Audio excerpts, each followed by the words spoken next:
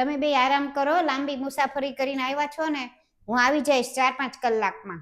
પણ મમ્મી તમે ક્યાં જાઓ છો? અરે મારી 4-5 બેનપણીઓ આવી છે ને, તો એની હારે હું કીટી પાર્ટીમાં જાઉં છું. શું મમ્મી કીટી પાર્ટીમાં જાઓ છો? અરે મમ્મી અમારે ત્યાં કેટલા કામ છે, તો અમે ત્યાંથી અહીંયા સુધી ભાવનગર આવ્યા અમદાવાદથી કે તમને મળી શકે ને તમારી સાથે વાત કરી શકીએ, અને તમે અમને છોડીને કીટી પાર્ટીમાં જાઓ છો. એમાં મારી થોડી ભૂલ છે? હું તો દર શુક્રવારે જાવ જ છું કીટી પાર્ટીમાં. તમને નથી ખબર? તમારે સમય જોઈને આવવું જોઈએ ને. અરે મમ્મી તમે તો પણ કેવું વિચારો છો, જોવો તો ખરી. અમે છેક અમદાવાદથી અહીંયા ભાવનગર આવ્યા 4 કલાકની મુસાફરી કરીને, અને તમે અહીંયા અમારે પાસે સમય દેવાની બદલે અત્યારે તમે પાછા તમારા બેનપણીને ત્યાં જાવ છો કીટી પાર્ટી કરવા હાટુ. અરે એમાં હું ચિંતા કરીશ? હું 4-5 વાગ્યા સુધીમાં તો આવી જ જઈશ. અને જો મેં કાંઈ બનાવ્યું નથી, તમને ભૂખ લાગે તો બધું પડ્યું જ છે, એમાંથી તમે રસોઈ બનાવી નાખજો. અને જો ન બનાવી હોય ને રસોઈ તો બહારથી ઓર્ડર કરી દેજો.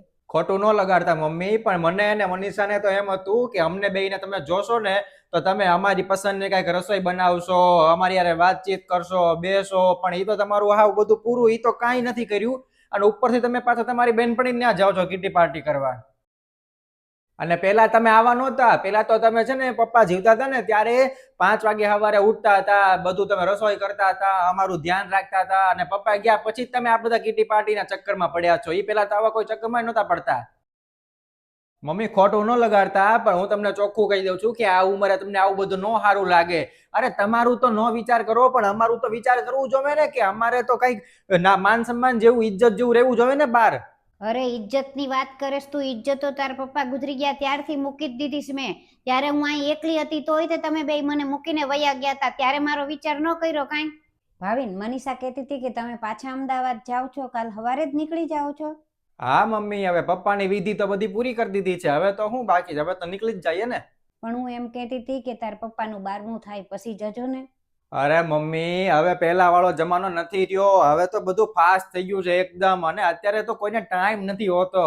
હવે અત્યારે આ આપણે આટલા દિવસ કાઢ્યા ને એ જ ઘણું છે, અને હવે એટલા બધા દિવસ 12મું કરવું ને એ બધું કરવું એટલે બધો ટાઈમ નથી મારી પાસે.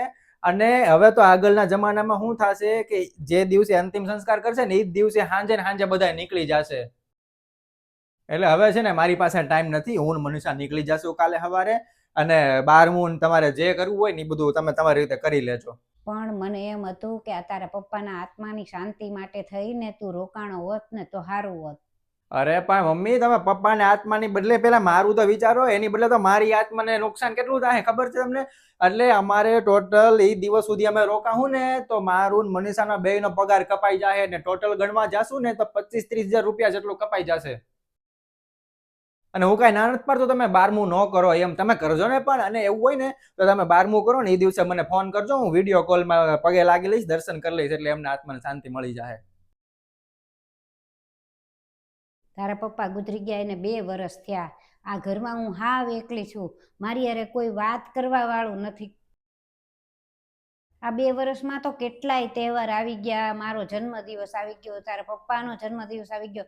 તમારે 2 માંથી એક કઈનો કાંઈ ફોન નહીં ને કાંઈ નહીં ને. તારી કરતા તમારી બે કરતા આ પડોશી હારા બિચારા દર વખતે આવી આવીને બધું મને આપી જાય, કહી જાય, મારી હારે વાત કરી જાય.